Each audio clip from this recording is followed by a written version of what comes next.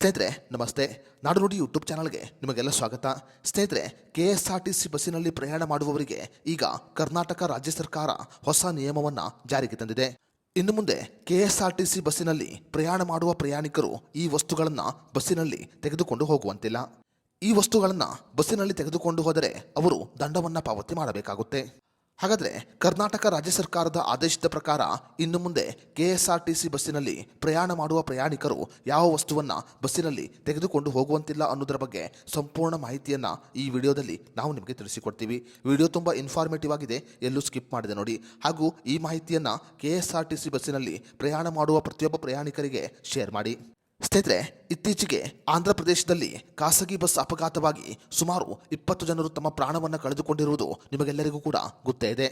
ಖಾಸಗಿ ಬಸ್ ಬೆಂಕಿ ದುರಂತಕ್ಕೆ ಒಳಗಾದ ಬೆನ್ನಲ್ಲೇ ಈಗ ಕೆಎಸ್ಆರ್ಟಿಸಿ ಬಸ್ಸಿನಲ್ಲಿ ಪ್ರಯಾಣ ಮಾಡುವ ಪ್ರಯಾಣಿಕರಿಗೆ ಹೊಸ ನಿಯಮವನ್ನು ಜಾರಿಗೆ ತರಲಾಗಿದೆ.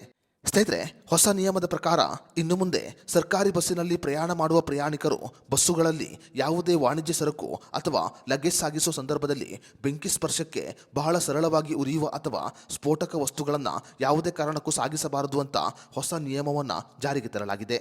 ಅಷ್ಟೇ ಮಾತ್ರವಲ್ಲದೆ ಲಗೇಜ್ ಸಾಗಿಸುವ ಸ್ಥಳದಲ್ಲಿ ಯಾವುದೇ ವ್ಯಕ್ತಿ ಅಥವಾ ಪ್ರಯಾಣಿಕ ಮಲಗಬಾರದು ಅಂತ ಆದೇಶವನ್ನು ಹೊರಡಿಸಲಾಗಿದೆ. ಪ್ರಯಾಣಿಕರ ಬ್ಯಾಗ್ಗಳನ್ನು ಕಡ್ಡಾಯವಾಗಿ ಪರಿಶೀಲನೆ ಮಾಡಬೇಕು.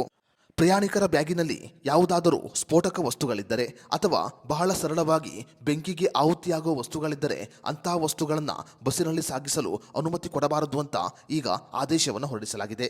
ಒಂದು ವೇಳೆ ಪ್ರಯಾಣಿಕರು ಅಂತಹ ವಸ್ತುಗಳನ್ನು ಬಸ್ಸಿನಲ್ಲಿ ಸಾಗಿಸಿದರೆ ಅವರಿಗೆ ದಂಡವನ್ನು ವಿಧಿಸಲು ಆದೇಶವನ್ನು ಹೊರಡಿಸಲಾಗಿದೆ. ಆಂಧ್ರ ಪ್ರದೇಶದಲ್ಲಿ ಖಾಸಗಿ ಬಸ್ಸು ಬೆಂಕಿಗೆ ಆಹುತಿಯಾದ ಕಾರಣ ಕರ್ನಾಟಕ ರಾಜ್ಯ ಸರ್ಕಾರ ಈಗ ಬಸ್ಸಿನಲ್ಲಿ ಪ್ರಯಾಣ ಮಾಡುವ ಎಲ್ಲ ಪ್ರಯಾಣಿಕರಿಗೆ ಈ ಹೊಸ ನಿಯಮವನ್ನು ಜಾರಿಗೆ ತಂದಿದೆ.